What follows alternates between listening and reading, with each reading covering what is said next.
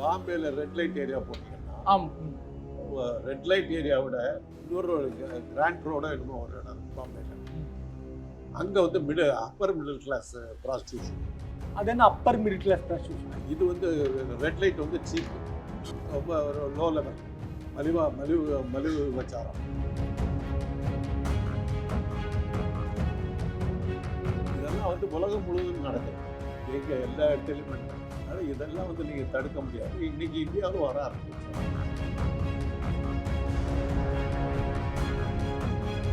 அப்பதான் அந்த AIDS control சம்பந்தமான அதிகாரிகள் வந்தபோது என்ன சொன்னாங்கன்னா, சென்னையை பற்றி பாம்பேல வந்து ரெட் லைட் ஏரியாவில் தான் ப்ராஸ்டியூஷன், கல்கத்தாவில் சோனாகாட்சியில் தான் இருக்குது, ஹைதராபாத்தில், சென்னையில் தான் ஏன் தெருவுக்கு தெருவு இருக்குது.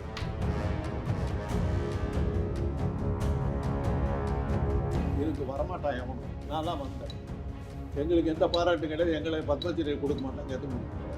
ஆனால் நாங்கள் இல்லைன்னா கற்போடு இருக்கிற எங்களை பற்றி பெட்டர் நியூஸ் தான் அழகாக சொன்னார். என்னன்னு? விலை மாத்திரம் இல்லைன்னா குடும்ப பெண்கள் கற்போடு இருக்க முடியாது. இந்த செக்ஸ் வரி வந்த போது இப்போ விலை மாதம் இருந்து அவன் செக்ஸ் வரி எட்டி தரணும். அப்படி இல்லைன்னா அவன் குடும்ப பெண்ணை கற்பழிப்பான்.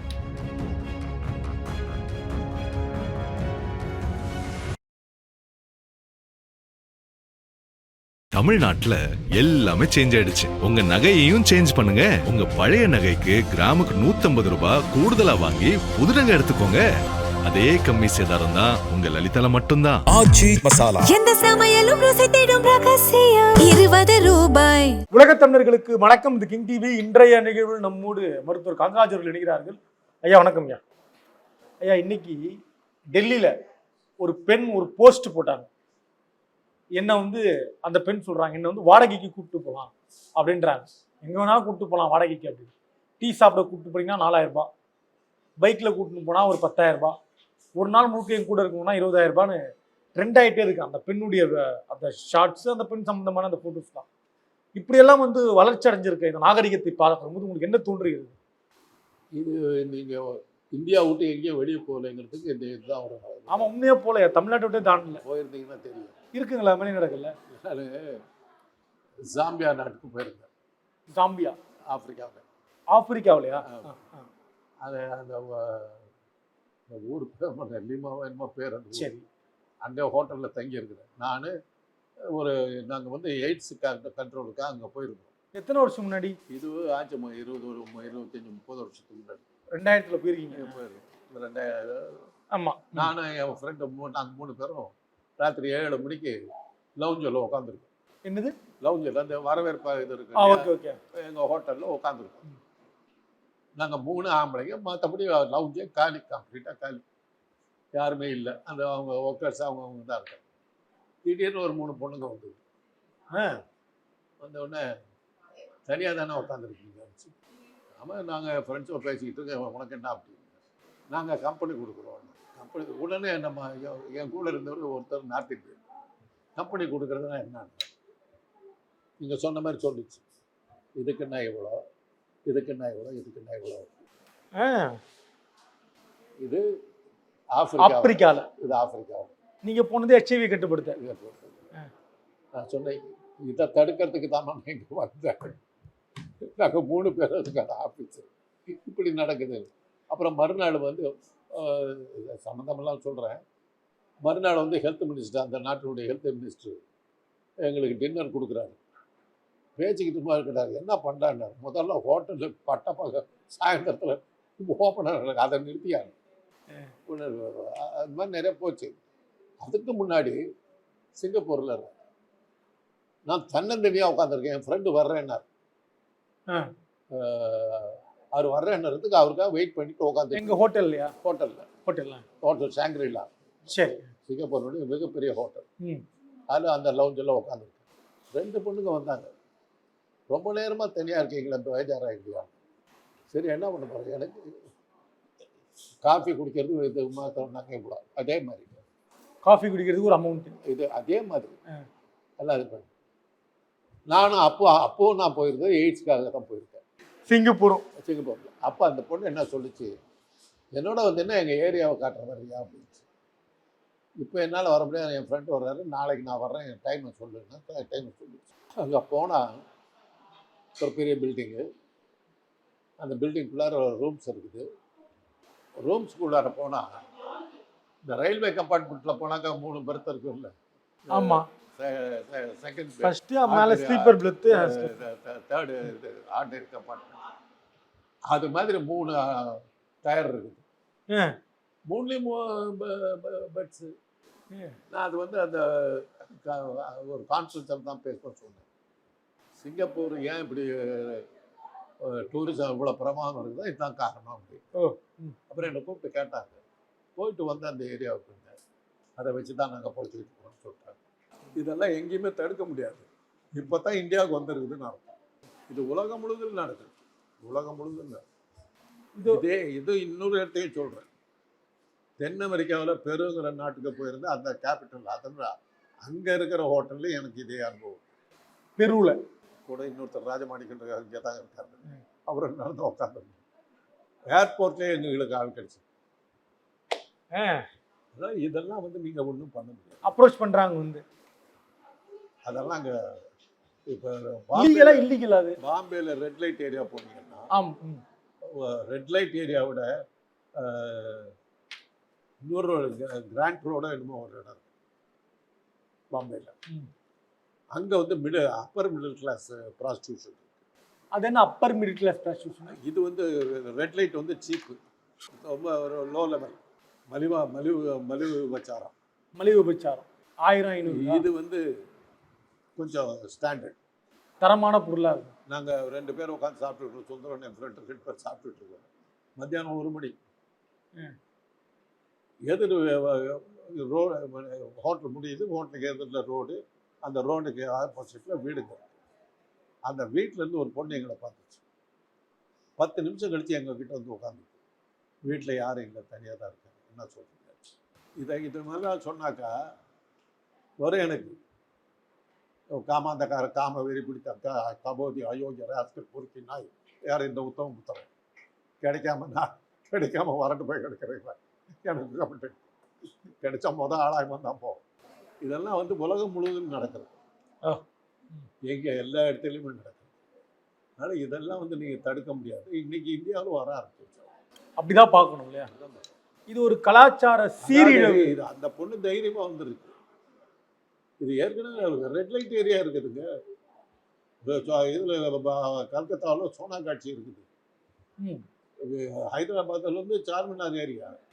அப்போ தான் அந்த எய்ட்ஸ் கண்ட்ரோல் சம்மந்தமான அதிகாரிகள் வந்தபோது அவங்க என்ன சொன்னாங்கன்னா, சென்னையை பற்றி, பாம்பேயில் வந்து ரெட் லைட் ஏரியாவில் தான் ப்ராஸ்டியூஷன் இருக்கும், கல்கத்தாவில் சோனா காட்சியில் தான் இருக்கும், ஹைதராபாத்தில் சென்னையில் தான் தெருவுக்கு தெருவு இருக்குது.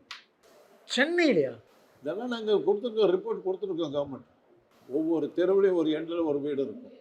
அதுவும் மிகப்பெரிய வசதியானவர்கள் வசிக்கிற இடங்கள். என்னென்ன ஃபெசிலிட்டிஸ் இருக்கும் தெரியுமில்ல உள்ள?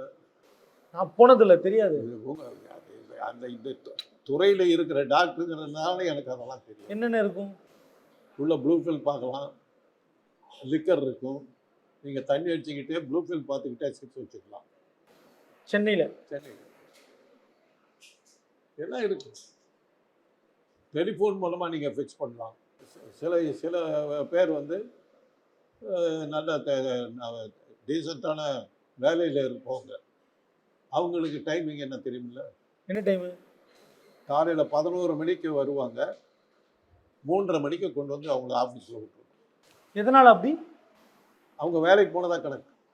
தலைவிதியா இதெல்லாம்? தமிழ்நாட்டில், சென்னையில் தப்பு இல்லையா அதெல்லாம்? இது என்ன அக்கிரமம் இல்லையா? நீங்கள் கடற்கரையில் போய் உட்காருங்க, தனியாக உட்காந்துருங்க, என்ன ஆகுதுன்னு கேட்பாரு. ஏன்னா இந்த துறையை சேர்ந்த டாக்டர்கள் முறையில் எங்களுக்கு இதெல்லாம் தெரியும். இவ்வளோ தகவல். ஏன்னா அதுங்கெல்லாம் எங்ககிட்ட பேஷண்ட்டாக வந்து நிற்கிங்க. பேஷண்ட்டாக? ஆமாம். ஏன்? அப்போ மாட்டிக்க, ஏதாவது டிசீஸில் மாட்டிக்க எங்ககிட்ட தான் வந்தாங்க. அதனால தான் எங்களுக்கு அவங்களெல்லாம் தெரியும். அதனால் இது எங்கள் தொழில். ஒரு ஹார்ட் ஸ்பெஷலிஸ்ட் மாதிரியோ ஒரு டயபிட்டிஸ் ஸ்பெஷலிஸ்ட் மாதிரியோ என்னை வந்து வெளிப்படுத்திக்க முடியாது. ஏன்னா நான் இந்த மாதிரி வேலையில் இருக்கேன். இதுக்கு வரமாட்டான் எவனும். நான்லாம் வந்தேன். எங்களுக்கு எந்த பாராட்டும் கிடையாது. எங்களை பத்மஸ்ரீ கொடுக்க மாட்டாங்க, எதுவும் கொடுக்க மாட்டாங்க. ஆனால் நாங்கள் இல்லைன்னா கற்போட இருக்கிற எங்களை பற்றி பெட்டர் நெல்சன் தான் அழகாக சொன்னார். என்னன்னு? விலை மாத்திரம் இல்லைன்னா குடும்ப பெண்கள் கற்போட இருக்க முடியாது. இவனை செக்ஸ்வரி வந்தபோது இப்போ விலை மாதம் இருந்து அவன் செக்ஸ்வரியை தீர்த்தறான். அப்படி இல்லைன்னா அவன் குடும்ப பெண்ணை கற்பழிப்பான். அவங்க லண்டனில் அவங்க வந்து ஒரு ஊர்வலம் போகும்போது பெட்டர் நெல்சன் தான் சொன்னாங்க, நீங்கள் மனித சேவை செய்து கொண்டு இருக்கிறீர்கள். அதனால் எதுக்குமே ஒரு நியாயம் உண்டு, எந்த ஒரு விஷயத்துக்குமே நியாயம் உண்டு இல்லையா? இதுக்கு கூட வயது இருக்கு இல்லையா? வயது இருக்கான்ற இந்த தொழிலில் ஈடுபடுறாங்க. அது என்ன ஒன்றா ஒரு வயசுக்கு அப்புறம் இவன் அழகு போயிடும். இவன் ஒரு இது சென்டரை ஸ்டார்ட் பண்ணிடுவான், ஏஜென்ட் ஆகிடுவான். அப்படி தொடரும். இல்லை அதிகாரிகள் எல்லாம் இது WHO அதிகாரிகள், வேர்ல்டு பேங்க் அதிகாரிகள் எல்லாத்தையும் கூட்டிகிட்டு நம்ம போயிருக்கிறோம், ஒவ்வொரு இடத்துக்கு போயிட்டு. அதனால தான் அமெரிக்க அரசாங்கம் வந்து எனக்கு ஸ்காலர்ஷிப் கொடுத்து அவங்க ஊரில் எனக்கு ட்ரைனிங் கொடுத்தாங்க. ஃபீல்டு ஒர்க்கர்னு பேர். எனக்கு ரூமில் உட்காந்துருக்க மாட்டேன், அந்த ஏரியாவுக்கு போகிறக்கு ஆடுவேன். நேரம் அந்த ஸ்பாட்டுக்கு போய் நிற்பேன், அவங்க கூட போவேன். நான் போயிட்டு என்ன பண்ணுவீங்க, என்ன ஆலோசனை? அவங்களுக்கு அவங்க கூட்டத்தை உட்கார வச்சு மீட்டிங் நடத்துவேன். ஜாக்கிரதையாக இருந்துக்கோ, உன் தொழிலை மாற்ற சொல்லல, நீ தொழிலை மாற்ற முடியாது. சரி. ஆனால் உனக்கு ஆபத்து, உனக்கு நோய் வராமல் உங்ககிட்ட வர்றவனுக்கு நோய் வராமல் தடுக்கிறதுக்கான வழியை தான் நான் சொல்றேன். ஆனால் அது கடினம் இல்லையா? ஆனால் அது ரொம்ப கடினமான வேலை. வர்றவங்களுக்கு என்ன நோய் இருக்குன்னு கண்டுபிடிக்க முடியாது. வர்றவங்ககிட்ட நீ இதை இன்சிஸ்ட் பண்ணு, காண்டம் போட்டாவணுன்றது பண்ணு, தொட மாட்டேன்னு சொல்லு. சாம்பியார் சொல்ல மறந்துட்டேன். 2வது நாள் என்னாச்சுன்னா ஒரு பொண்ணு வந்து இது பண்ணிட்டு அந்த நார்த் இந்தியன் ஃப்ரெண்டு ரைட் அப்படி, சரி ரைட் அப்படின்ட்டார், ரூமுக்கு போகலான்ட்டார். உடனே அந்த பொண்ணு என்ன பண்ணிச்சு, ஒரு நிமிஷம் இருக்குன்னு சொல்லிட்டு ஹேண்ட்பேக் எடுத்துச்சு, தந்துட்டேன். ரைட் அப்படின்னு. என்ன இருக்குது? காண்டம். இவன் என்ன சொன்னான், நான் காண்டம் போட மாட்டேன் அப்படி. காண்டம் இல்லாமல் சேர்க்க, நீ யாருன்னு எனக்கு தெரியாது, நான் யாருன்னு உனக்கு தெரியாது, உனக்கு என்ன வியாதி இருக்குன்னு தெரியாது, எனக்கு என்ன வியாதி இருக்குன்னு தெரியாது, இதை போட்டுக்கிட்டு நம்ம 2 பேர்த்துக்கு சொன்னா கேளு. அதை அப்போ இந்த மினிஸ்டர்கிட்ட சொன்னோம். Condom works out very well in our country. Practical எக்ஸ்பீரியன்ஸில் சொல்கிறீங்க. இதெல்லாம் நேரில் போய் பார்க்கணுங்க. சரி சரி சரி சரி. இதுக்கெல்லாம் எத்தனை டாக்டர் இருக்கான்? ரொம்ப குறைவு. இதை நான் வெளியில் சொல்லும்போது என்னை பற்றி என்னென்ன கமெண்ட் வரும்னு நீங்கள் பாருங்கள். ஆமாம், இப்போ வீடியோ போடும் போதே வரப்போகுது. வரும், என்னென்ன வருதுன்னு பாருங்கள். உன்னையும் காப்பாற்றுறது, உன் குடும்பத்தையும் காப்பாற்றுறதுக்காக நான் கெட்ட பேர் வாங்கிட்டு சுற்றுறேன். அதை ஞாபகம் வச்சு இந்த சமூகத்தையும் காப்பாற்றணும், அவ்வளோதான். இது ஒரு எனக்கு ஒரு அங்கீகாரம் கிடையாது. என்ன ஜனாதிபதி கூப்பிட்டு டின்னர் கொடுக்க மாட்டார். பிரபல நடிகை வந்து பேசிக்கிட்டு இருந்தாங்க. எங்கள் அண்ணன் மந்திரியாக இருக்கிறதுனால மந்திரி வீட்டில் இருக்க மந்திரி தம்பின்னு ஒன்று ஒரே விஷயம் அந்த விருதில் பேசிக்கிட்டு இருக்கும்போது நான் டாக்டர் அப்படின்னு, என்ன டாக்டர் நாங்கள் சொன்னேன், தொப்புன்னு எழுந்திரிச்சு போயிடுச்சு. ஒரு தடவை பிரபல நடிகர் நாகேஷ் என்னுடைய டிபார்ட்மெண்ட்டுக்கு வந்துட்டார். நான் என்ன ஒர்க் பண்ணுறேங்கிறது அவருக்கு சரியாக தெரியல. பால்வினை நோய் ஆராய்ச்சி மையம்னு போட்டிருக்கோம் எங்கள் டிபார்ட்மெண்ட்டில். பால்வினை நோய் ஆராய்ச்சி மையம். அவருக்கு என்ன படித்தான்னு தெரியல. உள்ள எதுக்குடா பால் விற்கிறதுக்கு இவ்வளோ பெரிய இடம் ஹாஸ்பிட்டலில் அப்படிங்கிறாரு. பால் விற்கிறது வெளியில் பால் விற்பனை போட்டிருக்கேன் நாகேஷ். அப்புறம் நான் விஷயத்தை சொன்னோன்னு, அடப்பாவி நீ இந்த டாக்டரா, இங்கே வந்து நான் வந்து என்ன ஓடிய போயிட்டேன். இதெல்லாம் வந்து எங்களுக்கு இருக்கிற கலாச்சார சீரழிவு. கலாச்சார சீரழிவு அதெல்லாம் காப்பாற்றுறதெல்லாம் கிடையாது. கோயில்கள் இல்லாத சிலைகளா, உங்க ராமாயணத்துல மகாபாரதத்தில் இல்லாத ஆபாசமா? வேண்டாம். அப்புறம் எதுல இல்ல ஆபாசம் இல்ல? ஒரு பொம்பளை புள்ள அந்த மாதிரி போஸ்ட் போடுது வரலாம்னு, மற்ற பொம்பளை பிள்ளைங்க கெட்டு போயிடாதா? அகலிகையை வந்து யார் லவ் பண்றோம்? ஒரு புருஷங்காரனை எப்படி ஏமாத்துறான்? கடவுளுக்கெல்லாம் கடவுளான இந்திரன் அவனுக்கு என்ன சாபம் கொடுத்தாங்க? போய் படிங்க. இந்த மாதிரி கதையில எப்படி சொல்லுவீங்க? இதுக்கு மேலே பேசினாக்க என்னை வந்து கேவலமாக பேசுவீங்க. இதெல்லாம் தான் பெரியார் அண்ணாவெல்லாம் இதை தான் சொன்னாங்க. சாதாரணமாக கடந்து போகணும் இல்லையா? அவ்வளோதான். நன்றிங்க.